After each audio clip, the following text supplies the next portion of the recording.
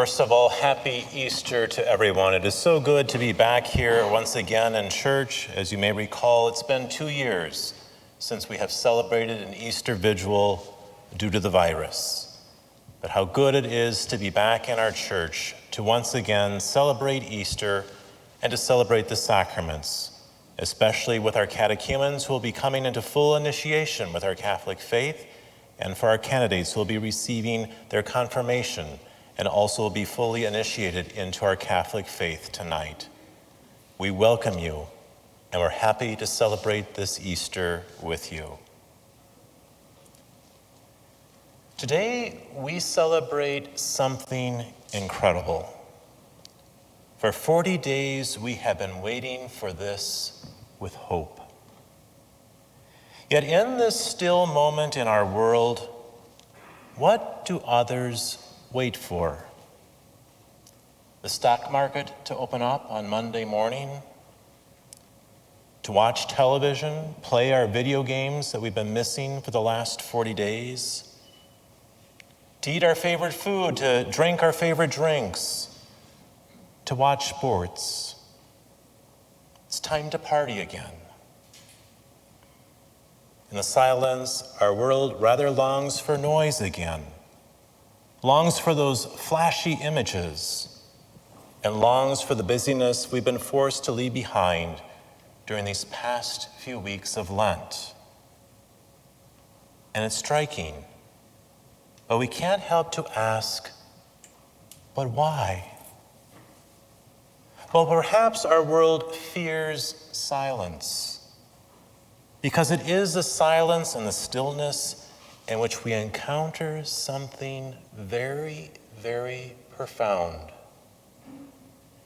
And these moments like Holy Thursday, Good Friday, Holy Saturday, we hear that powerful voice of Christ, and his light shines into our lives in a way that changes everything. But most of us don't really want to change. We like things the way they were. We can see it in the scriptures. We can see it in history. When someone is called by Christ, when they get up, leave everything behind and follow him. They're swept on an adventure to holiness they never expected. And it can be almost, frightening. But on Easter, when we celebrate the new life Christ offers us in his resurrection, as we gather in the stillness, our whole world finds itself in this quiet moment, and we ask, what if we do listen to his voice? What will happen?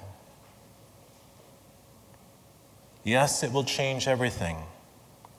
We'll have to learn to be patient and understanding. I'll have to leave behind sin. I'll have to leave behind my selfishness. We'll have to pray. We'll have to worship to radically reject so much of our world that it has to offer us and choose him instead. It also changes everything because we will become more peaceful, more joyful, more hopeful, because we will know that nothing in this world really matters all that much if we're living for eternity instead of living for now. A challenge tonight to realize that rather than run from his voice, if only we listen, we'd be a lot better off. Hopefully this is what we found in this Lent we've been going through, where we've been forced to stop and reflect on our careers, on our families, and even on our weaknesses. Hopefully we've slowed down and realized the noise, the rush. What good are they doing? If they're not making me better, if they're not bringing me true happiness and preparing me for eternity, what good? What good is all of it? Isn't there something good to spending more time with family? To living for those deeper things in our lives? God has given us this Easter in our world and in our church to help us to hear his voice, so we can rise anew and refreshed and living for what truly matters, for what truly lasts. This time, I believe, will finally divide our country, but not the way you might think.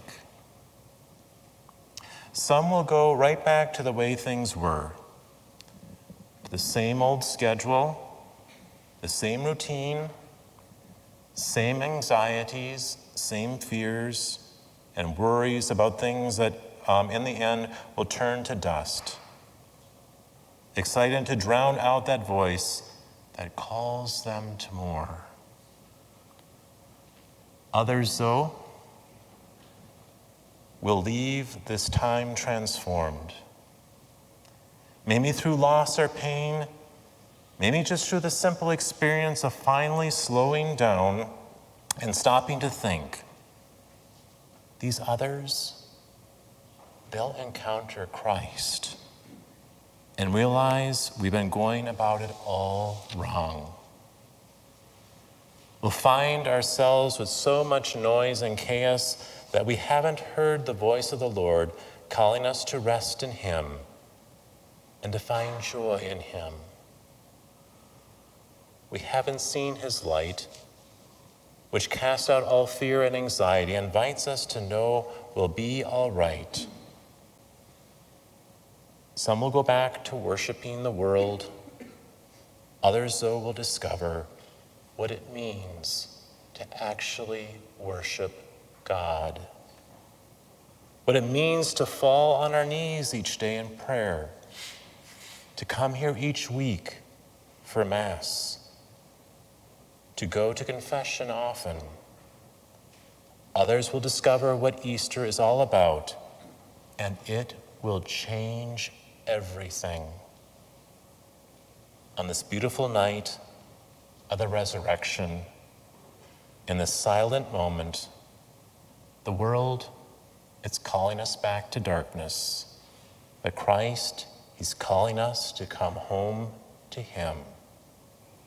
Only one question really remains then: to whom shall we go?